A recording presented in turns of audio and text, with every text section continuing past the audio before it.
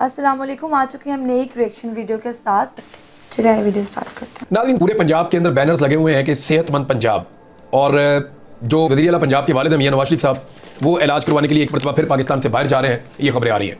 यानी आज इनकी तीसरी चौथी नस्ल जो है वो इक़्तिदार में है। 4 दहाइयाँ इनको हो गई हैं यहाँ पे इक़्तिदार के अंदर। अब तक ये एक ऐसा अस्पताल नहीं बना सके जहाँ पे इस ख़ानदान का इलाज हो सके।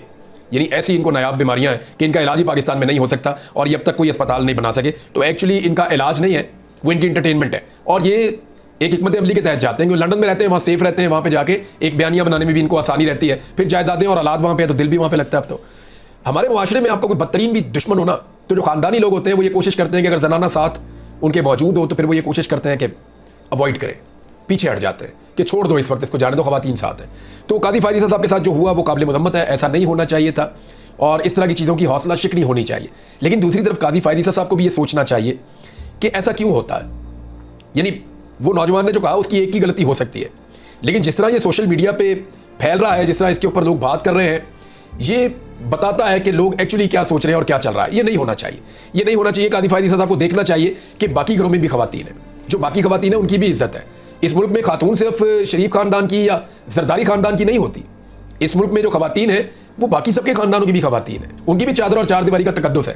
तो कादी साहब के दौर में जितनी इंसानी हकूक़ की खिलाफ वर्जियाँ हुई हैं वो भी एक रिकॉर्ड है। लेकिन इस तरह के वाक़यात जो है उनको जस्टिफाई नहीं किया जा सकता और करना भी नहीं चाहिए। बाद इस वाक़े के बाद से लेकर अब तक जो है वो लोग धड़ाधड़ वहाँ पर जाते हैं और जाके वो डोनट्स खाते हैं और उसकी वीडियो डालते हैं। सुप्रीम कोर्ट ऑफ पाकिस्तान में सूरत हाल जो है वो बहुत हौलनाक किस्म का डेडलॉक है जहाँ पे पहुँच गई है, और ये डेडलॉक क्या है इसको समझने की ज़रूरत है। देखिए, हुआ ये है कि सारी चीज़ें ठीक डायरेक्शन में चल रही थी। ऐन उस वक्त हुकूमत ने एक ऐसा हथकंडा इस्तेमाल किया जो ना कानूनी तौर पे दुरुस्त है ना इखलाकी तौर पे दुरुस्त है। हुकूमत ने प्रोसीजर एंड प्रैक्टिस कमेटी के अंदर जो है वो जो इसका एक तरीक़ाकार था, जो उसका एक एक्ट था, उसके अंदर तरमीम कर दी, और तरमीम करके कादी फायद ईसा साहब को ये इख्तियार दे दिया कि 3 सीनियर जजेस बैठें।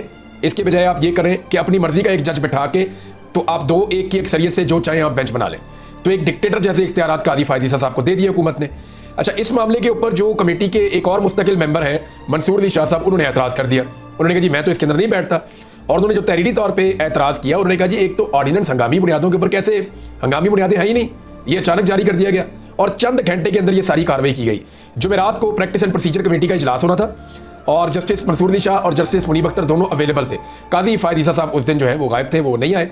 जुमे वाले दिन जो है चंद घंटों के अंदर पहले कैबिनेट, फिर सदर और फिर कादी फायद ईसा, इन तीनों ने एक एक्टिविटी की और उसके नतीजे में जो तरमीम की गई वो लागू हो गई, और जस्टिस मुनीब अख्तर साहब बाहर हो गए, और उनके बाद जो है बाकी जजेस को छोड़ते हुए नीचे से जस्टिस अमीरुद्दीन खान साहब को कादी साहब उस कमेटी के अंदर ले आए। मंसूर अली शाह साहब ने कर दिया उसका बाइकआउट।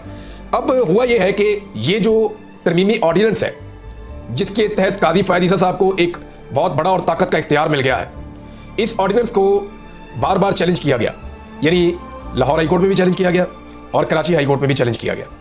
उन दोनों के अंदर एक ही दम फैसला आया, कल के दिन में एक ही वक्त में अचानक फैसला आया जो महफूज फैसले सुना दिए गए, और लाहौर हाई कोर्ट ने 2 तारीख अक्टूबर की, यानी 2 तारीख, कितना लंबा टाइम दे दिया, और सिंध हाई कोर्ट ने जो है वो 3 तारीख दे दी, यानी उन्होंने भी एक लंबा वक्त दे दिया। इतना लंबा वक्त क्या ऐसे अहम तरीन मामले को दिया जा सकता है? क्योंकि ये फौरी नौयत का मामला है, और फौरी नौयत का मामला ये कैसे है इसको जरा समझ लीजिए। इसलिए कि सुप्रीम कोर्ट ऑफ पाकिस्तान में जितने बेंचेस बनेंगे वो यही कमेटी बनाएगी। अगर तो ये ऑर्डिनेंस गलत है तो वो जो बेंचेस बनेंगे वो गलत है, और अगर ये ऑर्डिनेंस ठीक है तो बेंचेस बनेंगे वो ठीक है। दूसरी जानिब मंसूर अली शाह साहब ने कहा कि सारे जज बैठे और बैठकर फैसला कर लें, क्योंकि सुप्रीम कोर्ट ऑफ पाकिस्तान में भी 2 पटिशन इसके खिलाफ दायर कर दी गई हैं। तो क्या सुप्रीम कोर्ट ऑफ पाकिस्तान में इस केस को सुना जा सकता है? मेरे ख्याल में लाहौर हाई कोर्ट में और सिंध हाई कोर्ट में इसको इसलिए इंटरटेन किया गया है ताकि सुप्रीम कोर्ट ऑफ पाकिस्तान ये कहे जी हाई कोर्ट में सुना जा रहा है तो हम यहाँ पे क्यों सुने। लेकिन उसूलन इसको सुप्रीम कोर्ट ऑफ पाकिस्तान में सुना जाना चाहिए। वफाक का वकील ये बात हाई कोर्ट के अंदर खड़ा होकर कह भी रहा था, लेकिन इसको सुप्रीम कोर्ट ऑफ पाकिस्तान सुनेगा कैसे? क्योंकि इस वक्त की जो प्रैक्टिस एंड प्रोसीजर कमेटी है उसी के ऊपर तो एतराज़ है, जो पटिशन आई है वो भी उसी के खिलाफ आई है और उसी के खिलाफ ये केस लगा है। तो क्या वही कमेटी बेंच बनाएगी? ये है एक ऐसा नुकता जहाँ पे आके मामला फंस गया है।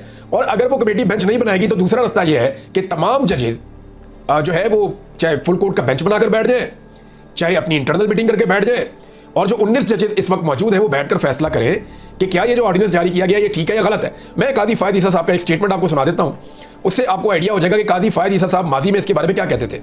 कादी साहब कहते थे शट डाउन पार्लियामेंट, ये पार्लियामेंट को बंद कर दीजिए। If laws are to be introduced through ordinances, कि अगर आपने कानून जो है वो इंट्रोड्यूस करने हैं ऑर्डिनेंसेस के जरिए से तो फिर आप पार्लियामेंट को ताला लगा दें, उसको बंद कर दें। ये जनाब कादी फायद ईसा साहब कहते थे और ये जो स्टेटमेंट है कादी फायद ईसा साहब का, ये पुराना है, यानी 2019 में सितंबर 24 2019 में ये छपा हुआ है। और कादी फायद ईसा साहब उस वक्त इस तरह की बातें करते थे कि जनाब आप तो कोई ऑर्डिनेंस जारी नहीं कर सकते। और फिर इन्होंने, कादी साहब ने बाद में 2022 में एक फैसले में लिखा कि बहुत ही हंगामी सूरत हो और पार्लियामेंट सेशन में ना हो और हालात को बहुत अजीबोगरीब हो तो फिर आप ऑर्डिनेंस जारी कर सकते हैं, लेकिन यहां पे कोई हंगामी सूरत नहीं थी। हंगामी सूरत क्या है कि हुकूमत की सारी तवज्जो और हुकूमत की सारी उम्मीदें वो 30 सितंबर को जो फैसला आ रहा है या जो केस लग रहा है उसके साथ वाबस्ता है। वहां पे कादी फायद ईसा साहब ने एक ऐसा बेंच बनाया हुआ है जिनमें 3 जजेस कादी फायद ईसा साहब के हम ख्याल हैं, और उनमें एक जज वो है जो एडहॉक जजेस तैनात किए गए थे, उनमें से एक को लिया है आईनी नौयत का मुकदमा सुनने के लिए। सिर्फ उसमें जो है वो जस्टिस मुनीब अख्तर साहब को रखा गया है अपोजिशन के लिए। अब मामला ये है कि अगर वहां पे 30 सितंबर को ये केस लगता है, अव्वल तो इसमें कुछ लोगों से मेरी बात हुई, वो ये कह रहे हैं कि जस्टिस मुनीब अख्तर साहब इसमें उठ जाएंगे और ये बेंच टूट जाएगा, फिर दोबारा बेंच बनाना पड़ेगा। लेकिन अगर दोबारा बेंच बनाना पड़ेगा तो प्रैक्टिस एंड प्रोसीजर की वही कमेटी बैठेगी और बैठकर दोबारा बेंच बनाएगी। तो अगर वो दोबारा बेंच बनता है तो फिर कादी साहब दोबारा एक ऐसा बेंच बना देंगे जिसका फैसला जो लोग कह रहे हैं वो तो यही कह रहे हैं कि वो हुकूमत के हक में आ जाएगा। हुकूमत चाहती क्या?